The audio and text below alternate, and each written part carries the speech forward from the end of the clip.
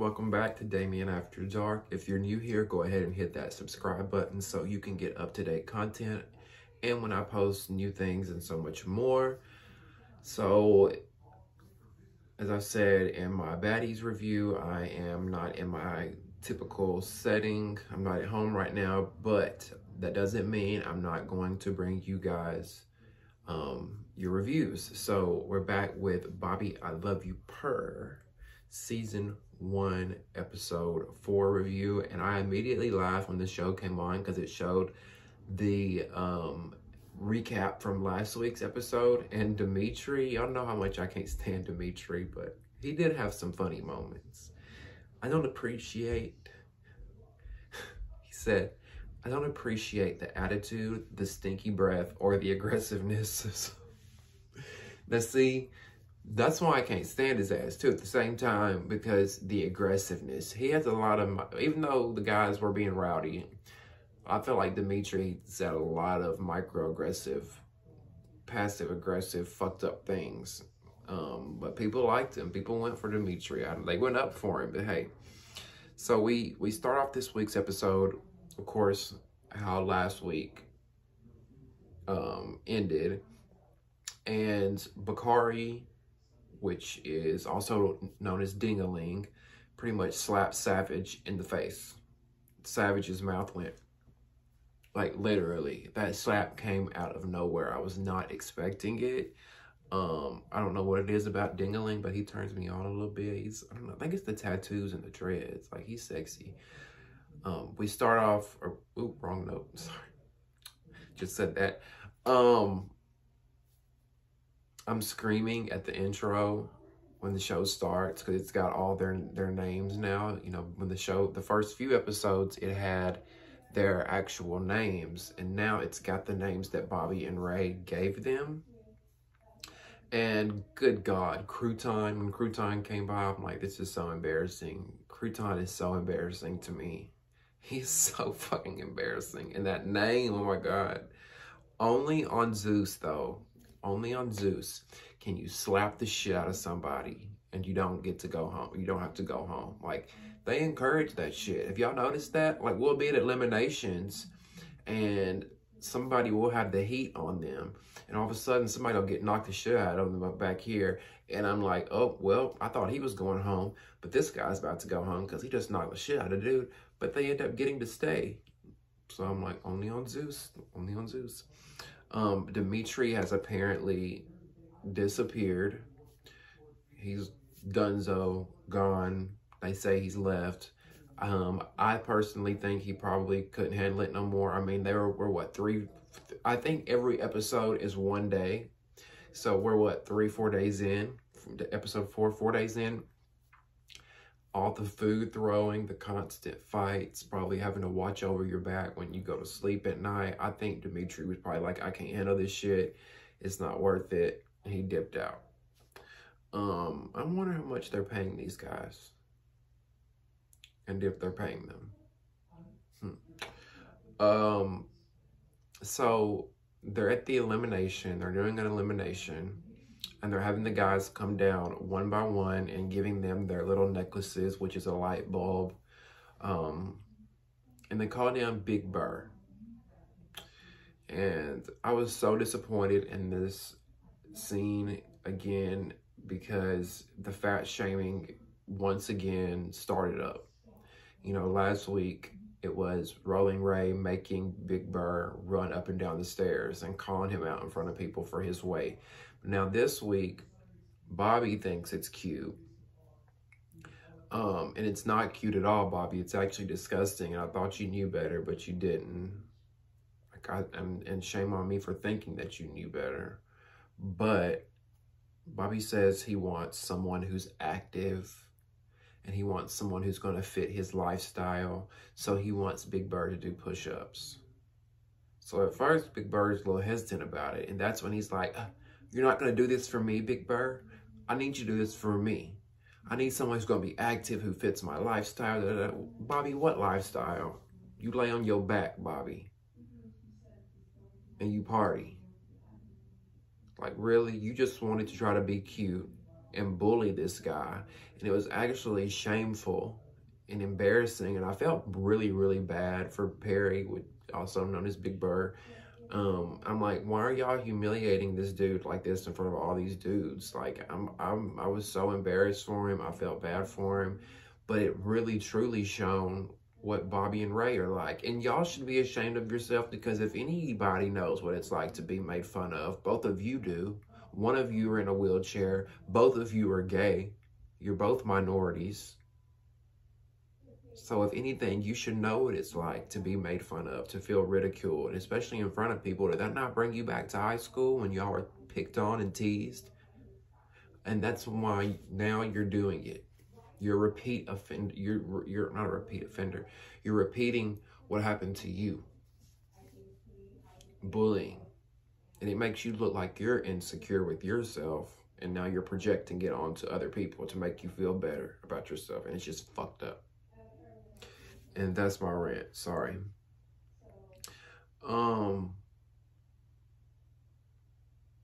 So Colgate comes forward. I don't see Colgate and Bobby being together. And it's not like, because people say, oh, two bottoms. Like, it's not even about that. I just feel like they're so much alike.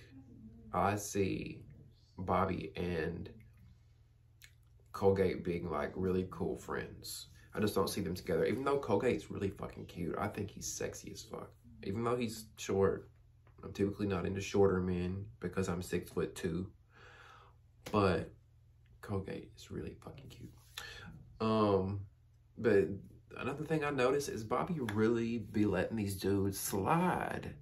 Like, y'all notice that? Because when Colgate comes forward, he brings up the whole Jacked incident. Because if you remember, Colgate was allegedly on Jacked. And when he brought it up, he was like, I was just looking for weed. I was just looking for weed.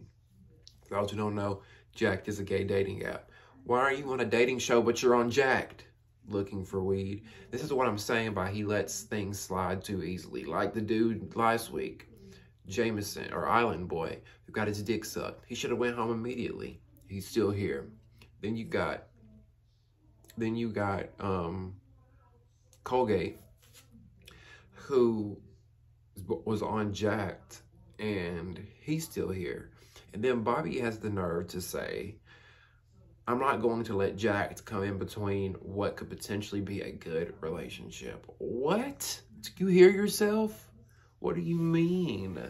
Like, if you're starting out a relationship or getting to know somebody and they're already on a dating app, red flags, take it from me. It happened to me. I was dating a guy. He flew up here to see me. First few days he was here, I'm like, let me check that. I brought this up last week, I think. Let me check the app. I pulled up Jacked just to see, because something was telling me the dude was gonna get on a gay dating app while he was up here, and I saw him on there. Anyway, that's a whole other story.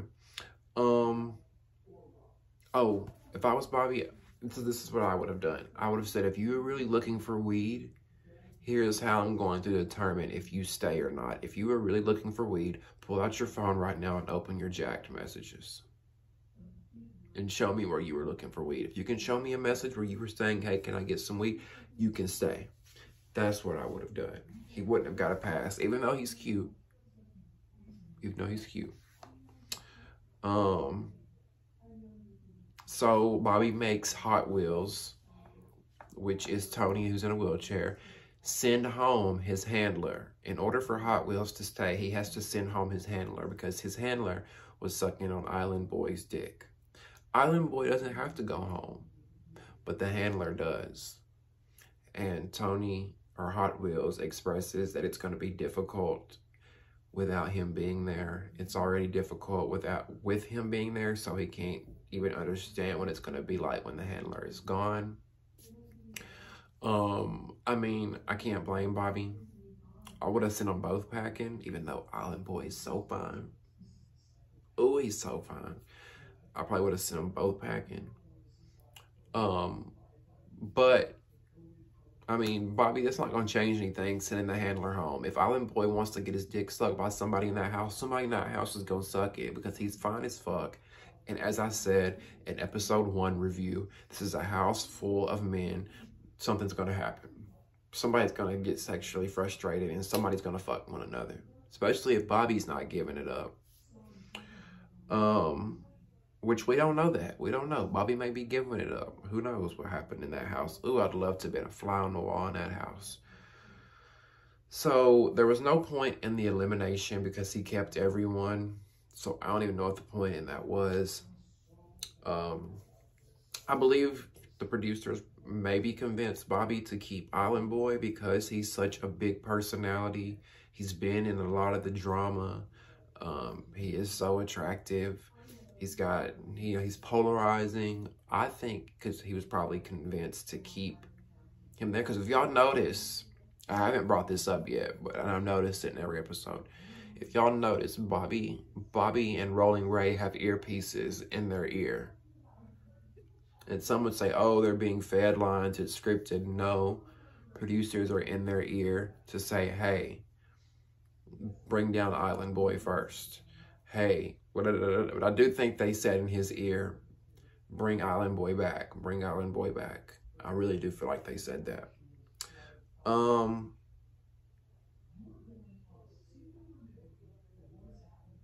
So the fight between Crouton, Cracker, whatever his name is, and the dude who says he ain't no cracker, and TBD was so off the wall and random because we've got Cracker out by the pool and he's going off and arguing about TBD, and all of a sudden TBD just comes into the frame out of nowhere and they just start going at it. And I'm like, what did we not see? Was TBD like right there? Like, I don't know. It was just so weird how the fight came completely out of nowhere. TBD says he was in the house and he heard dude talking about him, but you can see in the picture dude was talking about him, and all of a sudden he just swings at TBD.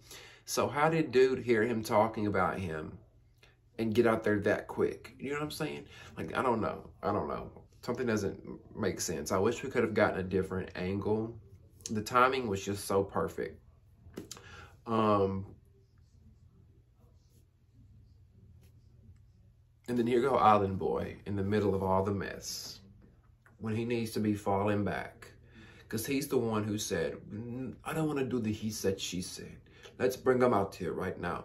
So, because Crouton or Cracker or whatever the fuck his name was, he's out there complaining about TBD. He's going yap, going off.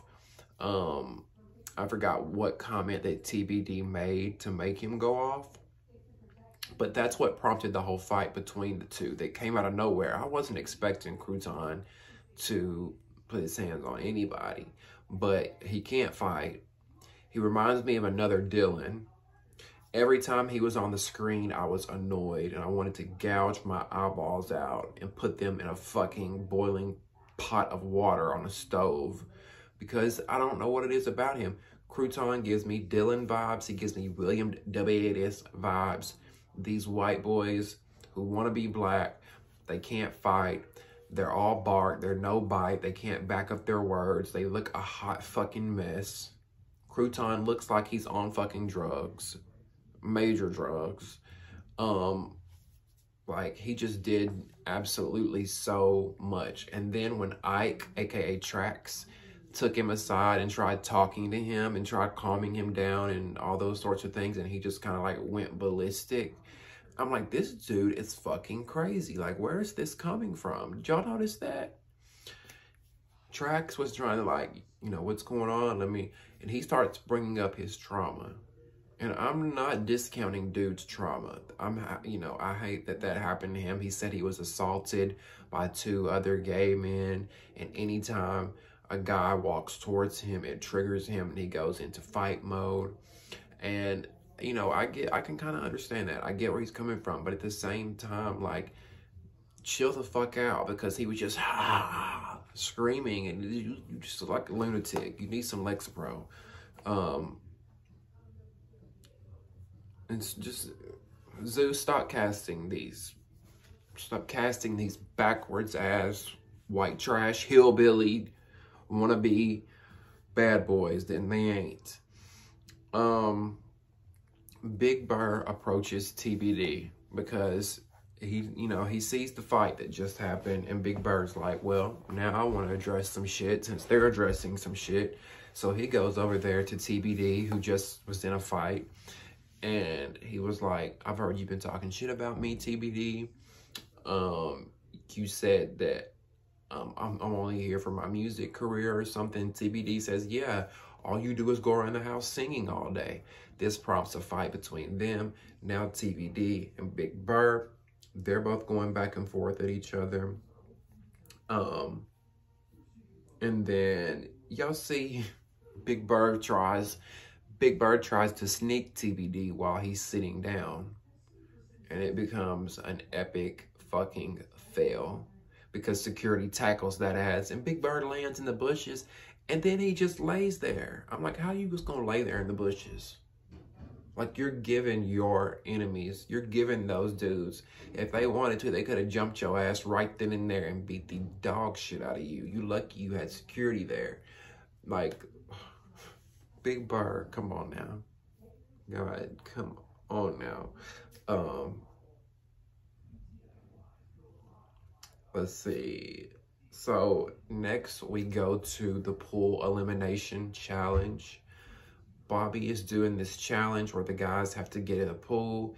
They have to get on a float, and whoever knocks who off the float gets to stay. The other that gets knocked off the float has to go up for elimination. And I'm like, you can tell they did not put any thought into these competitions. Who the fuck thought of this? Because when they do the competition, it's just so not a fair competition. Some people are bigger than others. Some people are smaller than others. Some people don't swim. Some people do swim. Some people can't swim because they're in a wheelchair. Like, this whole competition was not thought out, obviously. But this is what they do. Bobby pairs the guys up. One guy versus another. Like I said, they get on the float. And whoever can knock who off the float gets to stay. So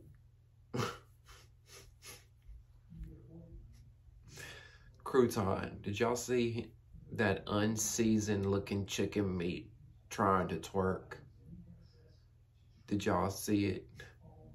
That one moment by the pool when I think it was when Bobby chose him, or when he knocked somebody off the float twice because Crouton had to go twice.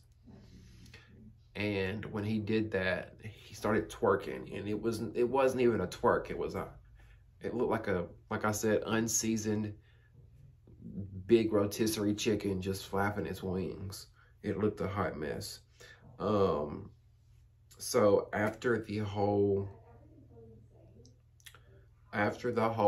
pool thing, they go to another elimination where some people actually get eliminated.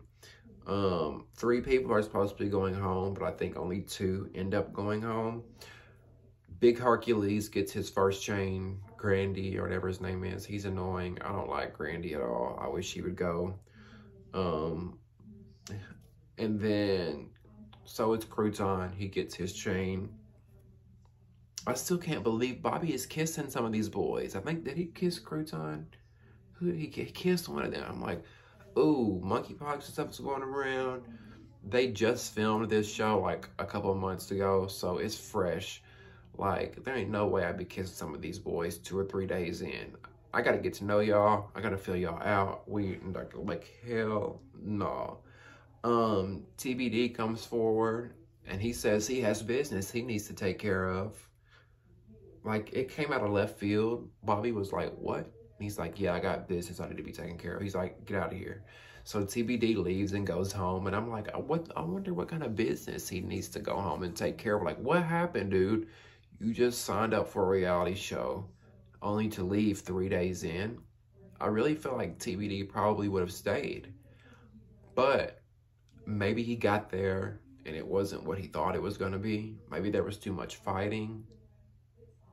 I don't know. I'm curious to know why he went home. Do y'all know? If any of y'all know why he went home, please put it in the comments. So I know. Bobby also sends Miss Mama's home, which I was kind of disappointed. I feel like Miss Mama's didn't get a chance because he said, what did my notes say? He doesn't want to be bumping purses with anybody anytime soon. And I'm like, what do you mean? Every one of those dudes up there probably carry a fucking purse, Bobby. What are you talking about? He's too feminine for you? That was what Bobby claims. He didn't want a guy that was that feminine. But from my experience, when you do that, not saying I've done this, I've just seen from other perspectives. When you say, I'm not going to date a guy, if you're a gay guy and you say, I'm not going to date him, he's too feminine, you miss out on great people because you end up falling in love with people for who they are and not for how they, you know, their mannerisms or their voice or how they dress or any of those types of things. You look past all of that.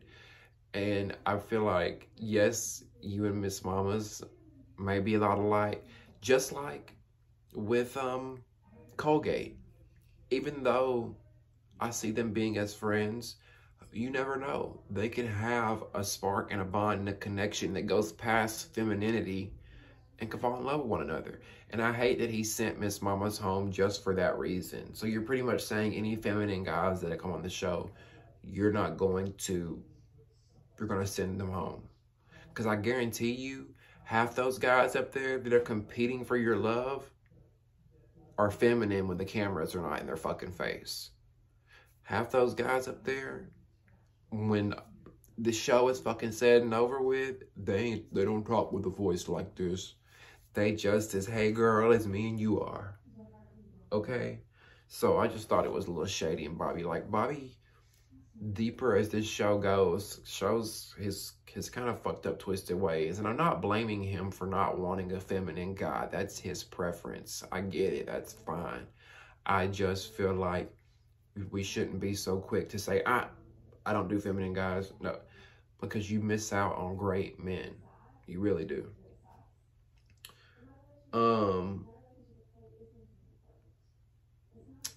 Bobby tries to send Island Boy home, as I was talking about earlier. Then he asks him to come back. I don't know what it is with Bobby having this thing of sending guys home and saying, come back, come back, come back. I don't know what it is with that. I think he likes the shit. I really do. I think he likes sending them out there and reeling them back in and doing this thing with them.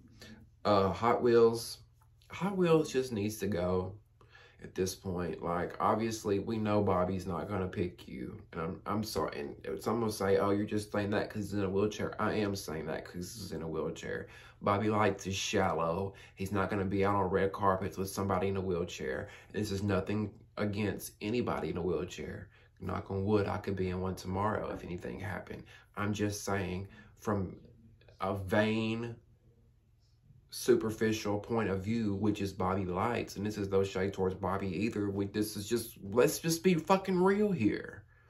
He's not going to choose him. They wanted him on the show because Roland fucking Ray wanted somebody else in a wheelchair on the show. And I don't think, in Tony's defense, I don't think he's there competing for Bobby's love either, because in the confessional, he calls Bobby because at first, Bobby sends him home.